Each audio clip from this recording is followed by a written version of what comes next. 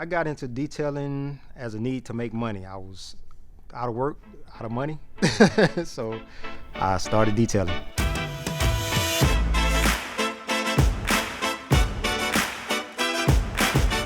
My name is Yasir Waqaar, and I own Red Clay Detailing in Atlanta, Georgia. I specialize in paint correction, ceramic coatings, and interior detailing. I came up with Red Clay Detailing because I'm a Georgia boy. The dirt in Georgia is red, so I made that connection just as a geographical relation, and also because Red Clay Detailing started as an eco-friendly business, so the connection to the earth.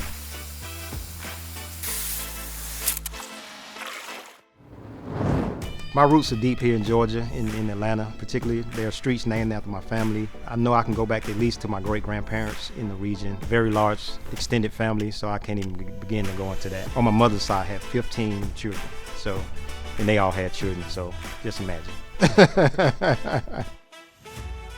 How many cousins do you have?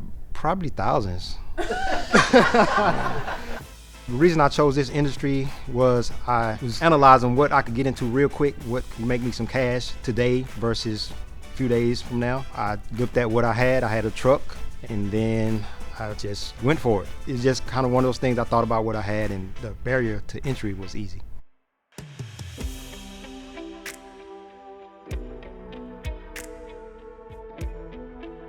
It shifted a lot. I started out car washing versus what I'm doing now. I'm more in-depth where I was washing multiple cars a day. Now I work on one car, maybe one day, or maybe I may have several days, depending on what I'm doing for it. The good side of mobile days, it was convenient for the customer, less overhead in terms of I didn't have to worry about rent in the building and being responsible for what all comes with having a building. I had another building I was paying rent. I had all the responsibilities on my end versus the mobile. I just put gas in to make sure the vehicle's working and go. Being a part of the Detail Mafia, it's a family. It's a business-oriented group of people, and they want you to succeed. If you're not willing to apply yourself and push yourself, they're the wrong group of people to be around, because they're going to challenge you and push you to the next level.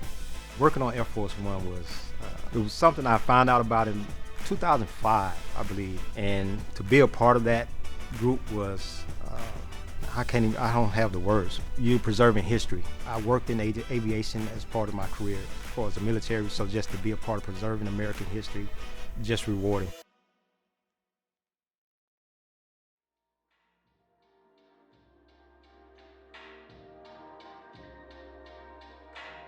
My time in the military, I spent 6 years in the Marine Corps. I went as 17 right out of high school. All my friends were going off to college, I went to boot camp. It was a good experience because I didn't want to go to college, so I needed to do something. And it gave me an opportunity to get an education and get paid at the same time. My experience also was, I had a tragedy while I was there. And during a week of the rifle range, my cousin passed away. I had to make a decision whether or not I wanted to stay or leave and go to his funeral. And I knew if I left, I would have to spend more time on the island. And so I didn't want to spend any more time there than I needed to. A cousin of mine, we were only 3 days apart as far as our age. I was 3 days older than him. We were very close. And just to hear that he passed away was very heartbreaking because it was tragic the way he died. I dedicated that week at the rifle range to him. So that's how I got through that week. The Marine Corps was good to me. Like I said, I spent 6 years there and came out with a trade. I applied that trade in the technical field. I was a radar technician, so I came out and went into the technical field for most of my working career until I transitioned over into detailing.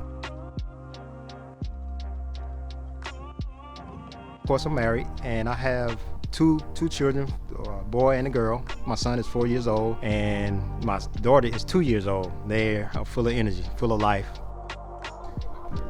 The legacy I want to leave behind, even if they don't carry on the business, but the detailing is leading me to other things. And I would definitely like to leave this behind for them.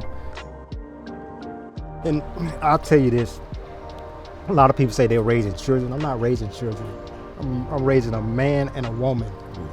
That's what I want to have. I want them to be a man and a woman, not a child when they get to, get up in life. I'm not here to tell you you need to be a detailer. I'm not telling you need to be a businessman. If you want to go work a job, go work a job. If that's your lot in life, so be it. Hopefully they grow up together and have a good life. Yeah. So like I said, I want to facilitate whatever I can to help make sure they have that.